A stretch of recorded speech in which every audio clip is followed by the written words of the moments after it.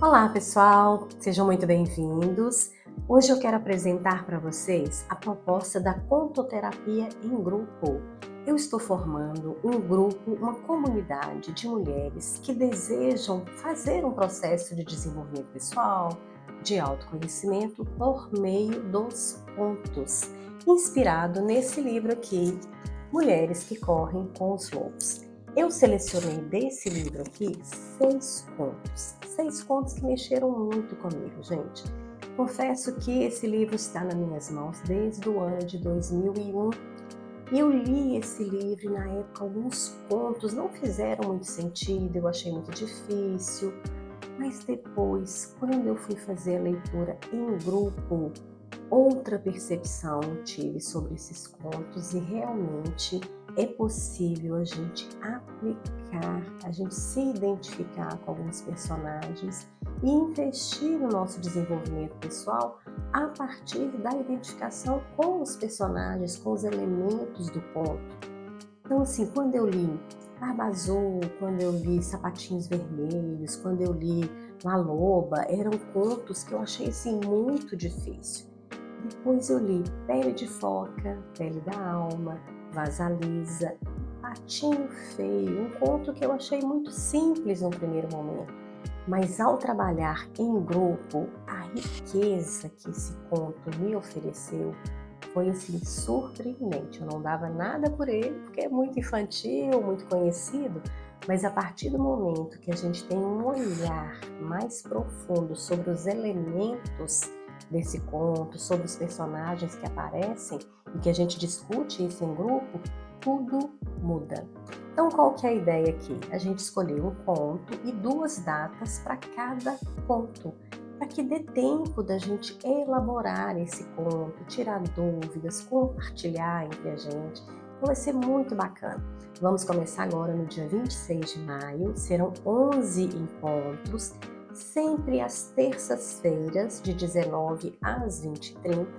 Depois nós vamos ter um grupo fechado no WhatsApp para os recadinhos, para algumas partilhas. Vamos deixar gravado numa plataforma única todos esses nossos encontros por um tempo, depois aquilo vai ser excluído, porque cada conto tem a sua particularidade, a sua especificidade. Para quem se inscrever agora, eu vou deixar de bônus, gente, um teste do Eneagrama. Você sabe que a minha paixão também é o Eneagrama. Então, assim, quem se inscrever na contoterapia terá acesso a um teste muito bacana, muito assertivo, né, que pode também contribuir nesse processo de desenvolvimento pessoal. São ferramentas diferentes, mas todas convergem ali no desenvolvimento pessoal. Então fica aí de bônus para vocês. E mais um caderno terapêutico. A cada encontro, cada conto, vocês receberão um caderno para que vocês possam elaborar as questões que vão surgindo a partir da discussão dos contos. Então, gente, contoterapia não é só ouvir histórias, é sobre reconhecer a sua alma dentro daqueles contos, daquelas histórias. E talvez exista uma parte sua que queira nesse momento encontrar pertencimento, voz, direção, e isso o Patinho Feio pode nos ajudar. E eu vou começar o Patinho Feio porque ele é um conto dos mais lidos e menos compreendidos nessa perspectiva da contoterapia. Percebam, quem nunca se sentiu um peixinho fora d'água? Quem nunca se sentiu uma ovelha negra? Quem nunca se sentiu inadequado em algum lugar? Quem depois de muitas voltas não conseguiu encontrar a sua própria turma e não experimentou essa sensação de integração como uma bênção? Então, gente, eu lembro assim, uma situação pessoal que eu vivi na pele, essa sensação de não pertencer, foi quando eu fiquei viúva. Além de perder o marido, eu perdi um grupo social, eu perdi uma rede de apoio, porque eu não fazia mais parte do grupo de casados. Eu imagino que as pessoas que se divorciam também vivem logo depois, um tempo depois, essa experiência de não se sentir mais pertencente, de se sentir um peixinho fora d'água, e aí tem que procurar uma nova turma. Eu acho que a grande lição do patinho feio é a gente não desistir, perseverar até encontrar o seu novo lugar. Não quer dizer que o lugar que você ocupa hoje vai ser o lugar para sempre. Às vezes a vida te coloca em situações em que você respira fundo, continua a caminhada e vai buscar uma nova turma em que você se sinta mais pertencente. Então vamos lá, se preparem para extrair o que tem de melhor no conto do Patinho Feio. A doutora Clarissa Pinkola Estés, que é a autora desse livro, ela coloca como título do Patinho Feio A Procura da Nossa Turma, a sensação de integração como uma bênção. Uma bênção no sentido de você andou, procurou a sua turma, sofreu nessa caminhada e o dia que você encontra, a sensação é de integração como uma bênção. É a descoberta daquilo que você pertence.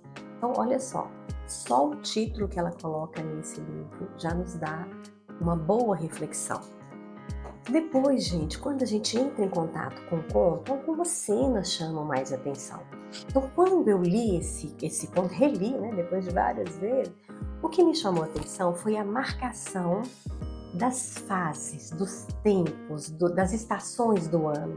Então, o conto começa no final do verão, com o nascimento do patinho e, na verdade, um ovo de cisne no meio dos ovos de pata. Então, ali, final de verão, o nascimento do patinho feio. Depois da transição do verão para o outono, vai acontecendo essa falta de adaptação do patinho ali naquele contexto, naquele terreiro, naquela fazendinha, e até que a mãe do patinho deseja que ele vá embora, que ela não aguenta a pressão. E ele começa a sua peregrinação, ele começa a fazer aquele percurso, a sua jornada de laguinho em laguinho, de fazendinha em fazendinha, encontrando com algumas pessoas, com alguns outros animais e sofrendo, até chegar ao inverno. O inverno foi o ápice da dor, um congelamento. Ele estava ali quase morto, depois de tanta andança no inverno rigoroso, mas eis que não era o fim. Chega um caçador e com o cajado esse caçador quebra ali o gelo e liberta o patinho da morte, era quase morte. E aí ele vive mais uma situação e chega a primavera, e justamente na primavera o pato encontra a sua turma. E ele não se transforma em cisne, ele se reconhece em cisne. Então, gente, a primavera mostrou para o patinho que ele sobreviveu às outras estações. Ele perseverou até que chegou uma nova primavera e ele encontra com a sua verdadeira turma. Então, gente, esse é o resumo muito rápido aqui do conto, né? Partindo das estações do ano, que é aquilo que me chamou muita atenção no primeiro momento de contato com esse conto. Depois, uma outra coisa que acontece, que a doutora Clarissa coloca, são os tipos de mãe. A mãe pata, olha que interessante, a gente não fica pensando na mãe pata. O tempo todo é o patinho feio, a jornada do patinho, e de repente a doutora Clarissa coloca no conto algumas situações para a gente começar a pensar no perfil dessa mãe. Uma mãe pata, gente, que no primeiro momento ela está ali representando arquétipos de uma mãe, arquétipos negativos de uma mãe, né? Porque ela vai falar da mãe ambivalente, da mãe prostrada e da mãe criança. 3 tipos de comportamento de mãe inadequados também. Então, sendo uma mãe pata, ora a gente percebe no ponto que ela oscila entre amar o patinho, defender o patinho e ao mesmo tempo ela cede àquela pressão social da visita da outra pata, dos irmãozinhos que ficam lá maltratando. E aí ela fica ali, ama, mas ao mesmo tempo ela não tem estrutura para proteger aquele patinho. Então ela negligencia, ela deixa o patinho ali passando pelos perrengues, né, naquele primeiro ambiente que deveria ser o de proteção, de segurança. Depois ela fala de uma mãe prostrada. Essa mãe prostrada ela nem defende, ela já desiste, ela não tem força. E aí que ela prefere que o filho desapareça. Ela, na verdade, perdeu o sentido dela mesma. Ela tem feridas antigas, né? E a consequência poderia ser, se a gente trouxesse esse modelo de representação de mãe para a vida normal, poderia ser aqueles filhos tendo uma mãe prostrada, uma mãe depressiva, uma mãe que não tinha estrutura para cuidar deles. Eles crescem não acreditando em si mesmos, né? Eles sentem que precisam salvar a própria mãe, visto que a mãe é uma mãe prostrada. Depois ela fala da mãe criança ou mãe sem mãe. Talvez seja a mais frágil de todos os tipos de mãe, porque ela exige que o filho preencha todo o seu vazio. Ela não escolhe a maternidade para transbordar, ela escolhe a maternidade para fazer dos filhos seus confidentes, seus apoiadores, seus cuidadores. Então, essa mãe criança, ela projeta no filho o cuidado que ela não teve, que ela própria não teve. Então, é uma mãe criança que quer que esse filho cuide dela. Mas são projeções, são arquétipos. Depois ela fala de um outro arquétipo que é o da mãe forte, que vai ter uma prole forte, né? Não significa uma mãe perfeita, uma mãe suficientemente forte, mas que ela sustenta aquilo que ela se propõe a fazer, né? Ela tem estímulo para criar esse filho e ela obtém apoio de outras mães. E aí, gente, é muito interessante aqui, porque a Clarissa fala da importância das outras mulheres na vida de uma mulher jovem. Como que uma mulher experiente pode ajudar uma mulher jovem a conduzir o seu processo de maternagem? Antigamente a gente falava as madrinhas, né? Quando a gente escolhia uma madrinha, era uma pessoa sábia, era uma pessoa experiente, que poderia ali trocar informações, que poderia ajudar, que poderia escutar aquelas dúvidas de uma pessoa novata naquele cargo, que é o cargo vitalício, né? Ser mãe é um cargo vitalício, e poder contar com uma tia, com uma avó, com uma prima, com uma mulher sábia, experiente por perto, faz toda a diferença para que as virtudes dessa mãe jovem venham à tona. E aí ela pode passar a escutar, sem invadir, reconhecer a singularidade de cada filho, mesmo que esse filho seja diferente, ela vai saber conduzir a educação desse filho com amor. Ela vai saber pedir ajuda. Pedir ajuda quando ela estiver exausta, cansada, prostrada, ela não vai permanecer naqueles arquétipos negativos. Ela vai superar isso com o apoio de outras mulheres. Então, é uma esperança para a gente, né? Olhar para a mãe pata, e é interessante que a mãe pata, num diálogo com uma outra pata, ela comenta assim: pois é, o pai desses filhotinhos aqui não veio me visitar uma vez sequer. E nos mostra que é uma mãe solo. E quantas mães, mesmo casadas, se sentem mãe solo, naquela obrigação de educar, de amar, de conduzir o seu próprio filho, que ela não tem apoio nem do marido, nem do pai da criança.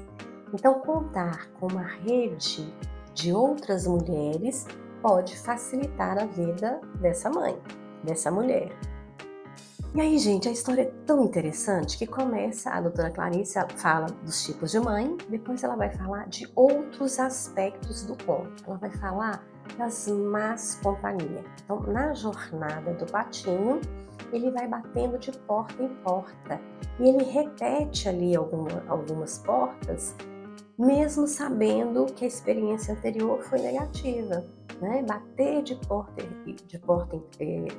em porta, nós podemos associar como aquele tipo de mulher que repete um padrão de busca de amor, mas um amor inadequado, um amor que não combina com ela, porque ela não conhece a porta certa, ela não tem uma referência. Então ela vai batendo de porta em porta, de porta errada, tentando achar o amor onde ele não está, onde não combina com ela. E a Clarissa usa uma analogia, ela fala assim, olha, é como se você tivesse uma ferida aberta na perna e fica ali pingando um remedinho no nariz, como se aquilo fosse resolver. Então, gente, a reflexão, será que estamos batendo na porta certa ou estamos usando artifícios como a droga, os vícios, o sexo, nos anestesiando de porta em porta inadequadamente, porque a gente ainda não se percebeu o cisne e o comportamento fica querendo te conduzir a diminuir para caber. É mais ou menos isso, né? As más companhias, não é a sua companhia, não é a sua turma ainda. E por quê? O outro aspecto do conto, ela vai falar da aparência indevida. Embora o patinho saiba nadar, a mãe pata fala a experiência, né? Para ter certeza se ele era ali daquele grupo. Ele sabe nadar, mas ele não se parece com os outros patinhos, ele nada de um jeito diferente. E aí esse patinho, com essa aparência indevida, ele pode representar tudo aquilo que em nós não se encaixa nos padrões religiosos, nos padrões sociais, nos padrões culturais. É como se fosse assim, gente, uma família toda de médicos e um dos filhos quer ser músico. Parece que fica inadequado ali, não combina muito com aquele grupo de família. Tem um grupo de pessoas que gostam de um tipo de partido político e tem um ali da família que pensa diferente, que é o contrário. E essas pessoas acabam sendo excluídas pela maioria, porque parece que a maioria está certa e aquela pessoa que pensa diferente está errada. Então, gente, pensa bem como que a cultura, muitas vezes, ela é excludente com o diferente. Então, num dos grupos que eu estava participando, discutindo o patinho feio, alguém lembrou de uma história da China antiga, em que as mulheres, as mães, pensa bem, as mães quebravam o dedinho dos pés das filhas, ainda crianças, para que enfaixavam, para que os pés não crescessem. Porque culturalmente as meninas com os pés pequenos teriam mais chance de se casarem. Então vejam bem, gente, essa mãe contribuindo com uma cultura que gera sofrimento na mulher. Isso a gente vê em outro conto também, no conto da Cinderela, como que a própria mãe corta os dedos ou manda cortar o calcanhar para que o pé da filha caiba naquele sapatinho de cristal. Em alguns contos, a Disney deixou o conto mais palatável, não se relata isso, mas nos contos tradicionais tem essa cena. A própria mãe corta os pés de uma das filhas e o calcanhar da outra para caber no sapatinho de cristal. Essa mãe amava essa filha? Sim, ela queria o bem dessa filha, ela queria que a filha casasse com o príncipe, mas a que preço? A que preço? Então, muitas vezes, as próprias mães cedem às pressões sociais, porque elas não tiveram uma maternagem forte o suficiente para contestar isso, né? Para poder perceber que nem sempre essa maioria é a certa, é a que vai gerar um equilíbrio para a sociedade. Depois, gente, ela vai falar dos sentimentos congelados, no sentido de criatividade congelada. É o inverno psíquico, é quando o sujeito passa por uma imobilidade emocional, uma paralisação. É quando a pessoa já está cansada e entra numa inércia. Não tem nem sentimento, nem com ela, nem com os outros, não consegue ter empatia. Então, gente, a vida criativa, ela vai se congelando depois dessa jornada de porta em porta errada, de achar que a sua aparência é indevida, e a pessoa passa por uma fase, por um inverno, em que os sentimentos são congelados, a criatividade é congelada. E depois desse congelamento, ela tem um título que fala O Estranho que Passava. Quem que é esse estranho, gente? Quando a gente está no fundo do poço, nesse congelamento emocional, da criatividade, da disposição para agir, aparece alguém, uma alma boa, abençoada, como aquele caçador que chega lá com seu cajado, quebra o gelo e tira o patinho de lá. Na vida real, gente, em alguns momentos aparece pra gente um amigo, um terapeuta, a gente escuta uma música, lê um livro e aquilo parece que dá uma chacoalhada.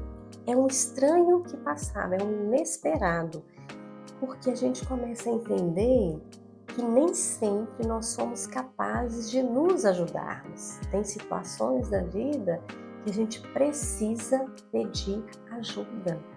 Precisa ter a humildade de contar com o outro para nos ajudar a sair daquele congelamento. É um capítulo muito interessante quando ela fala desse estranho que passava. Depois ela caminha com uma reflexão sobre o isolamento como uma dádiva, no sentido de ficar sozinho, a solidão, ela pode preservar a essência. Então, antes só do que mal acompanhado, né? Já tem um ditado antigo que diz assim: eu prefiro antes bem acompanhada do que sozinha, né? Eu mudei um pouco esse provérbio aí, mas aqui é o isolamento como uma dádiva. É melhor você ficar sozinho do que você ficar em companhia de pessoas que vão alterar a sua essência, que vão tentar te moldar para um tipo de vida que não é de acordo com a sua alma, não te satisfaz e você vai congelando e vai perdendo essa identidade, né? Então, às vezes, esse isolamento pode ser uma dádiva. E aí, gente, ela vai falando de gatos desgrenhados e galinhas vesgas, no sentido de más companhias, né? De más companhias também. É quando você tem um sonho e as pessoas que vão escutar você falando do seu próprio sonho são capazes de jogar um balde de água fria, são capazes de ridicularizar o seu sonho, como aconteceu com o patinho. Ele estava lá junto com um gato e uma galinha. E ele falando que ele gostava de olhar para o céu ou gostava de mergulhar nas águas. E o gato não viu sentido naquilo. O gato estava ali com uma utilidade, que era caçar camundongos. A galinha estava ali com uma outra utilidade, que era botar ovos. E de repente, aquele pato não bota e não caça camundongos, ele não serve para nada. E para aquilo que ele compartilha, que é apreciar o céu e apreciar a água, aquilo não tem sentido para o gato e nem para a galinha. Então eles representam, gente, as vozes, muitas vezes as vozes internas, aquele juiz interno em que fica fazendo a autocrítica. Você quer fazer alguma coisa, mas na sua própria cabeça vem uma vozinha e fala, não vai dar certo. Você não tem preparação para isso. Tá faltando alguma coisa. Não basta você mesma ter esse juiz interno crítico. Às vezes você tem pessoas do seu lado que vão te desmotivando. Cuidado com os gatos desgrenhados e as galinhas vesgas. Depois, gente, uma outra passagem dessa história que a doutora Clarissa vai falar é a lembrança e a persistência. Não importa o que aconteça, não importa o inverno que você está passando, a primavera sempre vai chegar. Vai acabar uma estação e vai começar outra. E ela vai dizer que a principal característica da mulher selvagem é justamente a de perseverar. Precisamos aprender a suportar as fases, aqueles dias tristes, persistir, perseverar, continuar na certeza de que haverá dias melhores, haverá uma nova primavera. Então esse patinho, olha, ele é levado a arriscar a vida, ele sentiu medo, ele sentiu frio, ele foi acuado, ele foi perseguido, Ele ficou desnutrido, inseguro, não sabia o que ia acontecer depois. Mas ele perseverou, ele não interrompeu a jornada dele. Ele ia de laguinho em laguinho, de terreiro em terreiro, fazendinha em fazendinha, sempre buscando. Ele nem sabia o que, mas ele estava na busca, ele estava persistindo ali. E aí, gente, chega a primavera. E o que acontece na primavera? Renascimento, revelação. É quando ele consegue olhar para aquelas aves lindas no céu e ele sente um aquecimento no seu coração.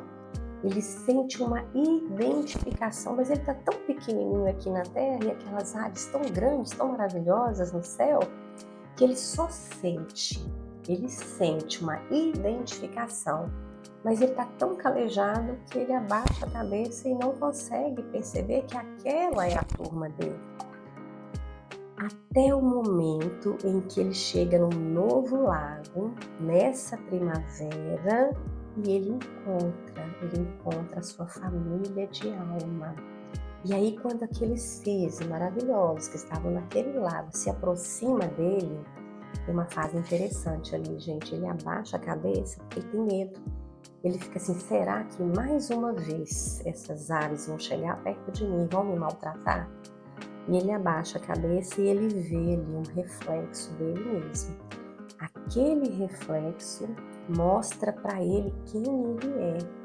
E aí, no olhar dos outros, no acolhimento dos outros, no carinho dos outros, no abraço fraterno, ele se reconhece. Ele não se transformou em cisne, ele sempre foi um cisne. E aí, gente, é uma história tão bonita que vale a pena a gente falar 2 horas sobre ela. Aqui eu dei uma corrida, uma acelerada, só para vocês terem um gostinho do que é um trabalho terapêutico com os contos. Porque nós somos feitos de histórias, das histórias que vivemos, das narrativas que escolhemos contar e das vozes que vamos acolhendo no caminho. Então aqui, gente, foi uma prévia do Patinho Feio. Como é que a gente trabalha o Patinho Feio? Como que a gente elabora um conto? E o meu convite aqui é: participem do grupo que eu estou formando e dia 26 será a primeira turma, de 19 às 20h30. Eu conto com vocês no CEP, Consciência em Processo, Contoterapia. E o nosso grupo vai ser chamado de Floresta Interior, porque essa floresta é que está dentro da gente, né? Temos uma floresta que é linda, tem muitas árvores frondosas, mas também tem as suas sombras. Então, trabalhar com o conto é reconhecer que nós temos todo um potencial com raízes profundas, com frutos, mas que também temos ali as nossas sombras e podemos ali domesticá-las a partir do momento que a gente se identifica com o personagem, caminha com ele ali na sua jornada e percebe o desfecho. Então fica aqui o convite. CEP, Consciência em Processo. Aguardo vocês e até breve.